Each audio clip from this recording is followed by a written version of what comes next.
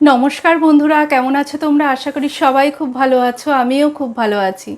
পেটুক বাঙালি ঘরকন্যা চ্যানেলের আরও একটা নতুন ব্লগে তোমাদের সবাইকে স্বাগত জানাই আর সবসময় স্বাগত জানাই।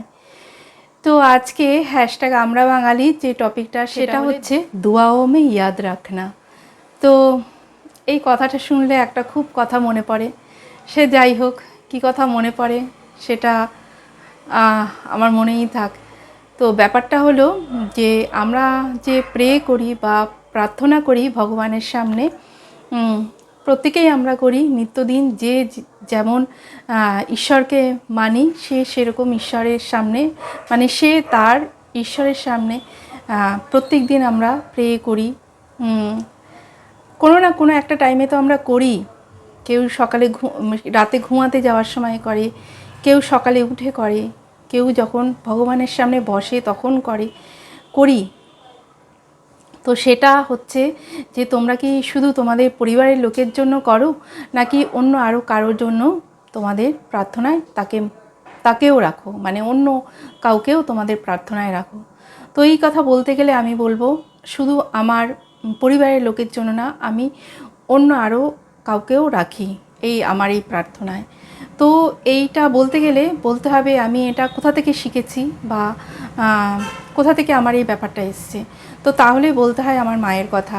কেননা আমার মা যখন পুজো দিত, বিশেষ করে ওই বৃহস্পতিবারগুলোতে যখন পাঁচালি পড়তো বা কিছু, তো আমাদের হাতে করতো কি, আমার এখনও মনে আছে, একটু করে ফুল একটু করে দূর্বা দিয়ে হাতে দিয়ে বলতো, নে এটা ধরে আমার পাশে বসে পাঁচালি শোন।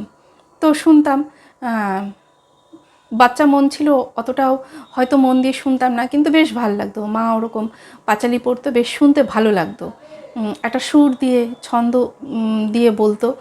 তো তখন পুজোর শেষে মা সবসময় মাকে বলতে শুনেছি যে সবাইকে ভালো রেখো, সবাইকে। তো সেইটাই আমার মানে ভেতরে ঢুকে আছে যে সবাইকে ভালো রেখো। এরপরে যখন আমার সংসার হয়, আমি যখন সংসার করতে আসি হাজব্যান্ডের সঙ্গে দূরে, তো আমিও আমার একটা ছোট্ট ভগবানের জায়গা, ঈশ্বরের জায়গা করি। আমার যেখানে থাকি সেখানেই করি একটা ছোট্ট জায়গা।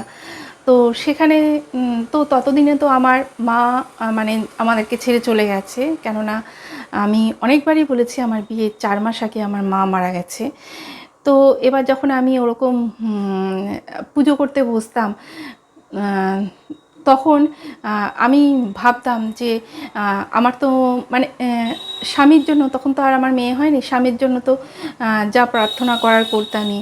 তারপরে আমি ভাবতাম আমার তো মা নেই, তাহলে আমার বাবার ভাইয়ের জন্য ভালো চাওয়ার কেউ নেই। তাহলে আমার বাবার ভাইয়ের জন্যও আমি ভালো চাই, তাদেরও ভালো রেখো, তাদেরও সুস্থ রেখো, তাদের সব দুঃখ কষ্ট দূর করে দাও। তো সেই চাইতে আরম্ভ করলাম। এবার সেই চাইতে চাইতে একটা সময় এমন অবচেতন মন থেকে এমন একটা আসলো ব্যাপার যে সবাইকে ভালো রাখো। মানে আমার যত চেনা জানা মধ্যে যারা আছে, তাদের তো প্রত্যেকের আমি নাম সেখানে বসে আমি করতে পারবো না। তো আমি বলতাম, মানে এখনও বলি, সবাইকে ভালো রেখো। আমার চেনা জানা, আমার পরিচিত যতজন আছে প্রত্যেককে ভালো রেখো, প্রত্যেককে সুখে রেখো, শান্তিতে রেখো, তারা যেন ভালো থাকে তাদের জায়গায়। তো তারপরে তো ধরো বাবাও ছেড়ে চলে গেল। কিন্তু ছেড়ে চলে গেলে হবে কি, সেই যে একটা অভ্যেস, মানে বাবা ভাইকেও ভালো রাখো, মানে স্বামী সন্তানের সঙ্গে তখন বলতাম বাবা ভাইকেও ভালো রেখো, ওদেরও শরীর সুস্থ রেখো। তো সেটাও চলে আসতো, মানে অবচেতন মনে বাবা যে নেই, তারপরেও কিন্তু সেটা চলে আসতো যে বাবাকেও ভালো রেখো। তো এই হলো ব্যাপার। তো এখনও যদি নিজের কোনো জনকে শুনি যে সে খুব খারাপ আছে, তার কোনো একটা প্রবলেমে আছে, তখন আমি যখন আমার পরিবারের জনকে বা আমার চেনা জানা কাছের জনের জন্য আমি ভালো চাই, প্রে করি ভগবানের কাছে, তখন তার জন্যও কিন্তু আমি আলাদা করে প্রে করি যে তাকে ভালো রেখো, তার যে প্রবলেমটা হয়েছে সেই প্রবলেমটা থেকে তার যেন মানে মুক্তি পায়, সলভ হয়ে যায়, এরকম। তো আজকে তা বলে যে আমার সব প্রার্থনা সবসময় সফল হয়েছে তা না, কিন্তু হয়েছে, কিছু হয় কিছু হয় না। তো আমি ভাবি যে এত আমি চাই কেন প্রত্যেকে, মানে আমি সমাধান করতে পারি না কেন। আমার মাঝে মধ্যেই মনে হয় আমার যদি হাতে যদি এমন একটা জাদুছড়ি থাকতো, আমি মানে যাদেরকে চিনি বা জানি যেই প্রবলেমে আছে তাদেরকে স্পর্শ করতাম বা এখানে বসে আমি তাদেরকে এরকম জাদুছড়ির মতন ঘুরিয়ে দিতাম, তাদের সব মানে প্রবলেম একদম সলভ হয়ে যেত। ভাবি যে এত তাদের জন্য চাই, ভালো চাই, কেন ভালো হয় না? এখনও সেই একই প্রবলেমে আছে কেন তারা, কেউ। এবার আজকে আমি আমাদের দিদির যে ভিডিওটা দেখে পুরো বুঝতে পারলাম যে সেটা কেন হয়, সবসময় আমাদের প্রার্থনা কেন সফল হয় না। তার জন্য আজকে আমার দিদির যে ভিডিওটা ভালো করে দেখলাম আর বুঝলাম। এরপর থেকে সত্যি চেষ্টা করব সেই জিনিসটা যাতে আর না হয়, আমরা যাতে আমাদের ভেতরটাকে আরও স্বচ্ছ করতে পারি, আরও পরিষ্কার করতে পারি।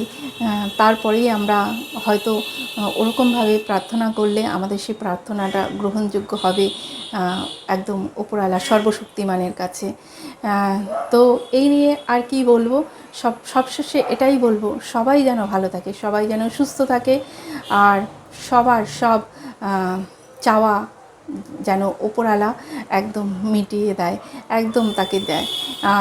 আর আমার এই ইউটিউবে এসেও এমন অনেক বন্ধু হয়েছে, তাদের জন্য আমি কিন্তু প্রার্থনা করি। তাদেরও অনেক প্রবলেম শুনি আমি।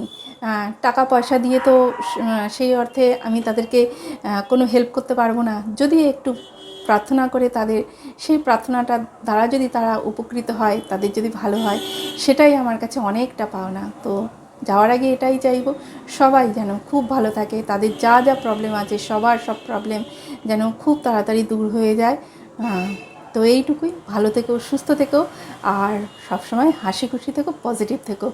আর আমি প্রত্যেকের নাম বলবো, দাঁড়াও, আমি যে কাগজটা লিখেছিলাম সেই কাগজটা আমি কোথায় রেখেছি খুঁজে পাচ্ছি না, আবার আমি লিখে নিই, একটা লিস্ট তৈরি করে নিই, আমি প্রত্যেকের নাম একটা আলাদা করে ভিডিও করে আমি বলবো, এই আমাদের হ্যাশট্যাগ বাঙালিতে যারা যোগ দিয়েছে। তো আজকের মতন এই পর্যন্ত, টাটা বন্ধুরা।